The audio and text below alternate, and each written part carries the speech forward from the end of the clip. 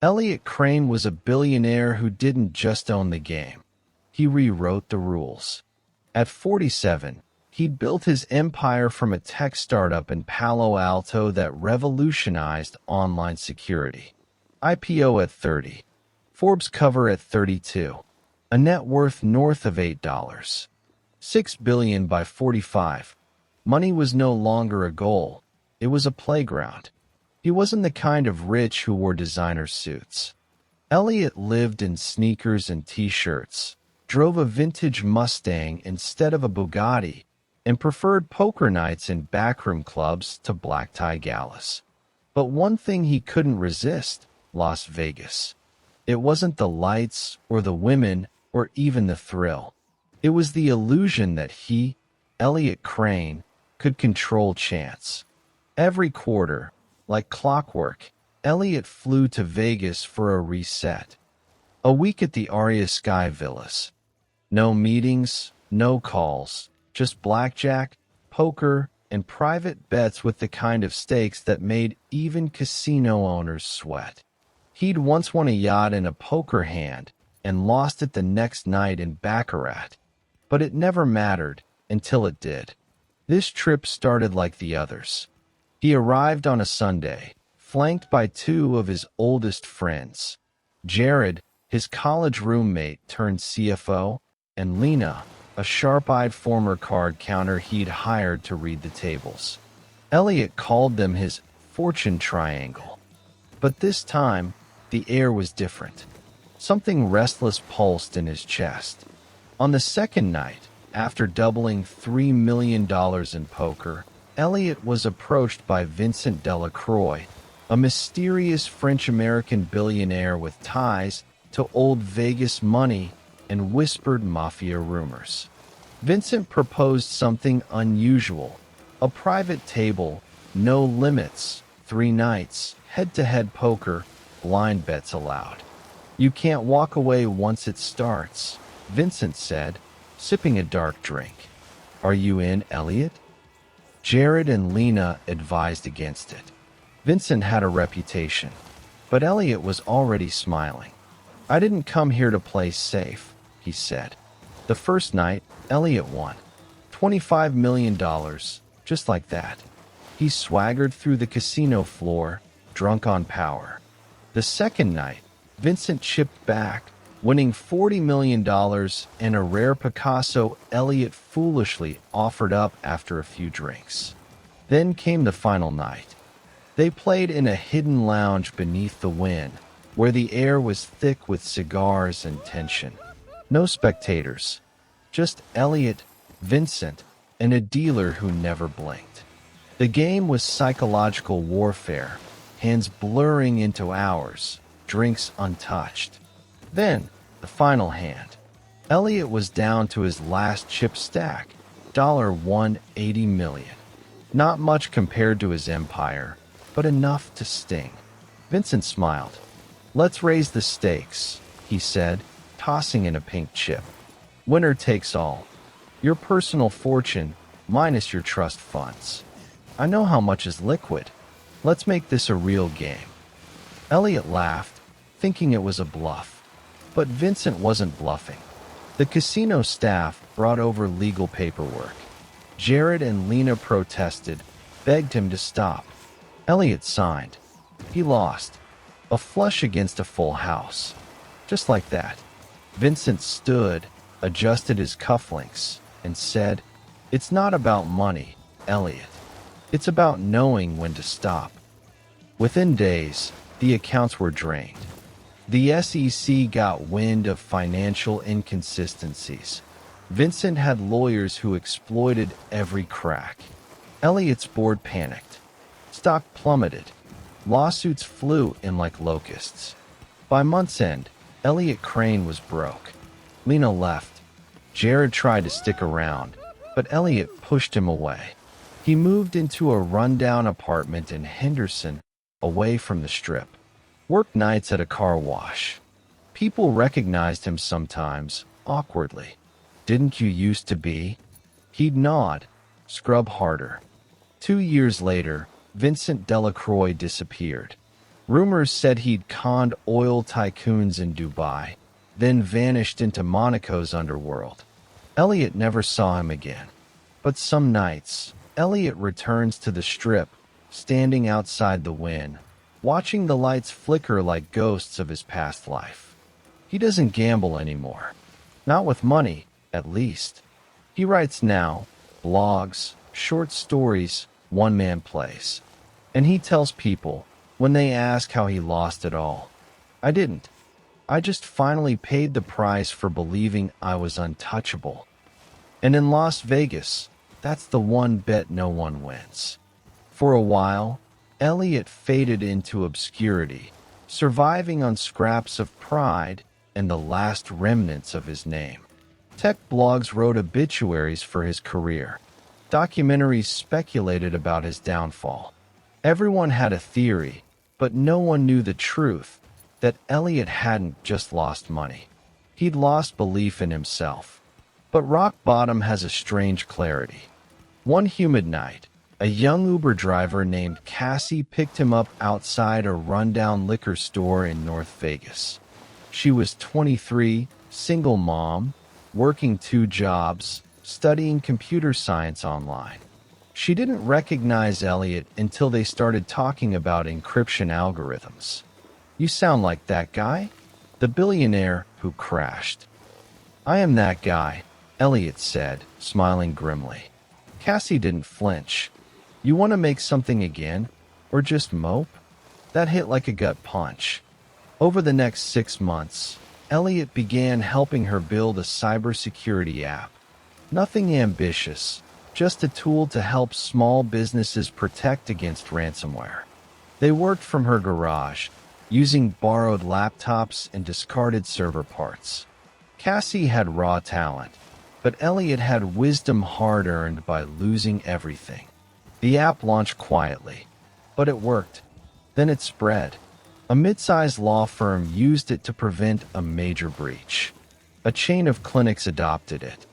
By the end of the first year, the startup, called Lockbox, had 150,000 users. Investors started calling. Elliot ignored them. It wasn't until a familiar name, Vincent Delacroix, resurfaced in a European white-collar crime investigation that Elliot paid attention. Vincent had resurfaced under an alias, running crypto scams across Eastern Europe. He was indicted in absentia, but no one could find him. Cassie asked, "Would you take revenge if you could?" Elliot just smiled. "I already did. I'm still standing." 2 years after Lockbox's launch, Forbes called again. Not to praise his billions, those were gone, but to feature his return. This time, he declined the cover. He let Cassie take it. Elliot Crane now lives quietly in Boulder, Colorado, where he hikes, mentors underprivileged youth in tech, and reads Dostoevsky in the mornings. He never returned to Vegas. But sometimes he gets emails from strangers, people who bet big and lost. They always ask the same thing: how did you survive it? And Elliot always replies, losing everything isn't the end. It's the only place you can start over with nothing to lose. 3 years into Lockbox's success, Elliot began to feel the symptoms: shaking hands, sleepless nights, a fog that wouldn't lift. At first, he thought it was burnout. Then the dizziness came, slurred words. Cassie noticed first, gently suggesting a checkup. The diagnosis: glioblastoma. Terminal. 6 months. Elliot laughed when the doctor told him. Not because it was funny, but because the irony was perfect. He'd survived financial ruin, rebuild a new life from ashes, only to be taken out by something he couldn't predict, couldn't outplay, couldn't beat. He didn't tell Cassie right away. Instead, he accelerated everything, transferred full ownership of Lockbox to her, set up a charitable trust under her name, recorded over 50 hours of tutorials and talks for young developers and future entrepreneurs. He even reached out to Jared and Lena, apologizing, "Thank you," closing chapters. One evening, as the sun sank over the Rockies, Cassie found him sitting on the porch, pale and thinner than he'd ever looked. "You okay?" she asked. Elliot nodded slowly, looking out into the distance. "Do you know what the cruelest part of fate is?" "What?" "It waits until you finally find peace, then it knocks." She wanted to say something, but no words came. Elliot Crane died quietly in hospice care 5 months later. No headlines this time. Just a 2-paragraph obituary in the Boulder Daily Camera. Former billionaire, philanthropist, founder of Lockbox. Cassie cried for 3 days. On the 1-year anniversary of his death, she launched a new project, Crane's Code, a free open-source curriculum for underserved kids to learn cybersecurity. It swept through schools in Detroit, Baltimore, Fresno, anywhere kids needed a chance. In Vegas, a faded high roller once known as Vincent Delacroix saw a news segment about it on a French satellite channel. He didn't flinch, just raised a glass in the dark and muttered, "You finally won, Elliot." And in a small garage in Boulder, where it all restarted, a plaque still hangs. Fortune is a wheel, but legacy is what you leave when the wheel stops turning. Elliot Crane. Years passed. Cassie Crane, she took his name legally, grew Lockbox into a juggernaut. But she never sold. Investors threw ridiculous numbers at her, but she refused. "Elliot didn't build this for Wall Street," she'd say. Every dollar that came in was reinvested into free tools, education programs, and community grants for marginalized coders. But behind her eyes, there was always something haunted, because Elliot's final days weren't as clean as she let the world believe. Just weeks before his death, Elliot had slipped away one night without telling anyone. No nurses, no Cassie. He took a taxi to McCarran Airport in Las Vegas. He had unfinished business. No one knows exactly what happened, but casino security footage later recovered and quietly buried showed Elliot meeting with a man in a dark suit at a private lounge inside the Venetian. It was Vincent Delacroix, thinner, older, wearing gloves. What they talked about, no one knows. But security logs showed Elliot booked a private poker room. One last hand. No chips. Just a small, black flash drive. Elliot returned to Boulder 2 days later, weaker but satisfied. He called Cassie into his room and handed her the flash drive. "This has everything," he said. "The story, the proof, Vincent's real empire, the fake charities, the crypto shell core. All of it. I could have exposed him years ago, but I wanted to understand the man who broke me." Cassie stared at the device. Why not take him down now? Because vengeance is ego. But truth has timing. After Elliot's death, she spent a year decoding the drive, verifying every claim. Then, on the 5th anniversary of his passing, she released a full expose, The Architect of Deceit, the true story of Vincent Delacroix. It sparked global investigations, asset freezes, and arrest warrants. Vincent disappeared again, but this time it wasn't to Monaco. A year later, a body washed up on the Adriatic coast. Burned fingerprints. No ID. But in the pocket was a faded poker chip from the win, stained and cracked. Cassie never confirmed it was him. She didn't care. Today, every student who completes Crane's Code is gifted a custom poker chip. On one side it reads, "Bet on yourself." And on the other, "Even kings fall." Because the story of Elliot Crane isn't just a tragedy or a redemption arc.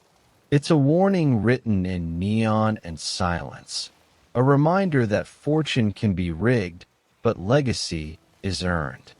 Years later, Las Vegas changed. Casinos became smarter, colder, powered by algorithms and AI dealers that never blinked. The old glamour was gone, replaced by touchscreens and silence. But deep below the win, in a forgotten vault once used for private high-stakes games, something unexpected was discovered during renovations. A sealed steel briefcase, labeled only Crane. Inside was a letter, handwritten, dated 2 days before Elliot's death.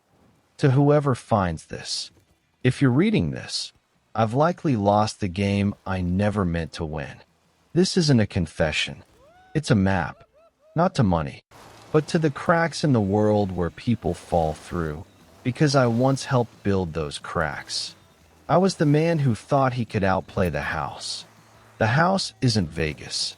It's greed, ego, blind ambition. But the antidote is simple. Build something real. Love someone fully. Lose, if you must, but lose on your own terms. P.S. Tell Lena I still remember Paris. They tried to trace the origin. No one could explain how it got there, or why it had Vincent Delacroix's original casino pass inside. The briefcase was quietly moved to the Nevada State Museum under a nondescript label. Anonymous artifact, believed to belong to an unidentified high-stakes gambler from the early 21st century. But among those who knew, former dealers, night shift managers, old-school gamblers, whispers still circle. They call it the Crane case. Some say it's cursed. Others say it's a compass. Every once in a while, a young hotshot walks into the win, asks about it. And the old guard just chuckles. You don't want to follow that bet, kid. The house remembers. And so does the man who tried to burn it down.